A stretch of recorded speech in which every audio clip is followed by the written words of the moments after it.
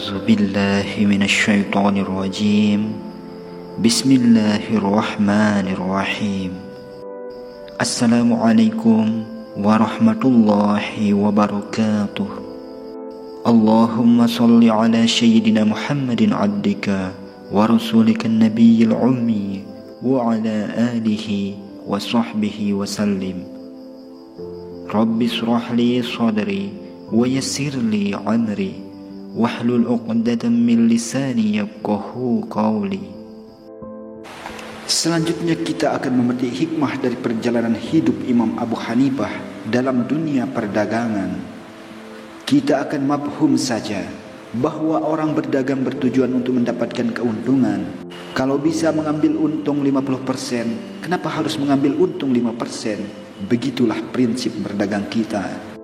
Tapi ketika kita mendengarkan kisah Imam Abu Hanifah ini, kemungkinan besar kita akan berpikiran lain. Walaupun beliau adalah ahli fikih yang sangat terkenal, tetapi Imam Abu Hanifah punya prinsip hidup yang tidak dapat diganggu-gugat. Prinsip hidup Imam Abu Hanifah adalah tidak ada yang lebih bersih dan lebih mulia daripada orang yang makan dari hasil tangannya sendiri. Oleh sebab itu, ia selalu menyediakan waktu khusus untuk berdagang, bukan memanfaatkan kepandaiannya di bidang fikih untuk mencari uang. Imam Abu Hanifah berdagang kain dan pakaian. Beliau berdagang antar kota di Irak. Beliau juga memiliki toko pakaian yang terkenal dan banyak dikunjungi orang. Para pembeli nyaman belanja di sana. Mereka mendapatkan kejujuran dalam bermuamalah. Beliau mengamalkan ilmu fikih yang dipelajarinya sehingga perdagangan yang dilakukannya menjadi lebih baik, saling menguntungkan. Oleh karena itu, orang-orang lebih senang bermuamalah dengan Imam Abu Hanifah. Tidak heran jika perniagaan Imam Abu Hanifah maju berkat karunia Allah Subhanahu wa taala hingga banyak keuntungan yang ia dapat. Pada suatu hari, ada seorang wanita tua yang mencari baju khas. Kemudian Imam Abu Hanifah menunjukkan barang yang dimaksud. Saya adalah seorang wanita yang lemah, kata wanita itu. Saya tidak tahu menahu soal berharga, sedangkan ini hanyalah titipan. Maka juallah baju itu dengan harga yang sama ketika engkau membelinya. Kemudian ambillah sedikit untung darinya karena saya adalah wanita lemah. Saya membeli baju ini 2 potong dalam satu harga, kata Imam Abu Hanifah. Saya sudah menjual yang sepotong hingga kurang 4 dirham saja dari modal saya. Belilah baju ini seharga 4 dirham karena saya tidak ingin mendapatkan laba dari engkau.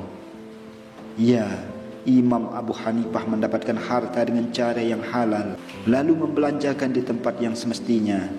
Setahun sekali Imam Abu Hanifah menghitung laba yang beliau dapat, kemudian menyisihkan sekedarnya untuk mencukupi kebutuhannya. Sisanya beliau belikan barang untuk diberikan kepada para penghafal Al-Quran, ahli hadis, ahli fikih dan murid-muridnya dalam bentuk makanan ataupun pakaian. Ini adalah laba dari hasil perniagaanku dengan kalian, kata Imam Abu Hanifah saat memberikan sedekahnya. Allah Subhanahu wa ta'ala melancarkannya di tanganku. Demi Allah, saya tidak memberi kalian dengan hartaku sendiri. Ini adalah karunia Allah untuk kalian yang diberikannya melalui saya. Pada tiap-tiap rezeki tidak ada suatu kekuatan dari seseorang kecuali dari Allah Subhanahu wa ta'ala semata. Sungguh sangat mulia sekali apa yang dilakukan oleh Imam Abu Hanifah ini. Jika semua pedagang muslim melakukan perdagangan sesuai prinsip fikih, maka kemakmuran seluruh umat akan lebih cepat terjadi. Jika saja semua pedagang muslim melakukan perdagangan sesuai prinsip Imam Abu Hanifah, maka kesejahteraan seluruh umat akan segera merata. Imam Abu Hanifah adalah contoh seorang pedagang yang mengamalkan ilmu fikih dalam bermuamalah. Kita sebagai orang Islam semestinya melakukan perdagangan seperti yang dilakukan Imam Abu Hanifah.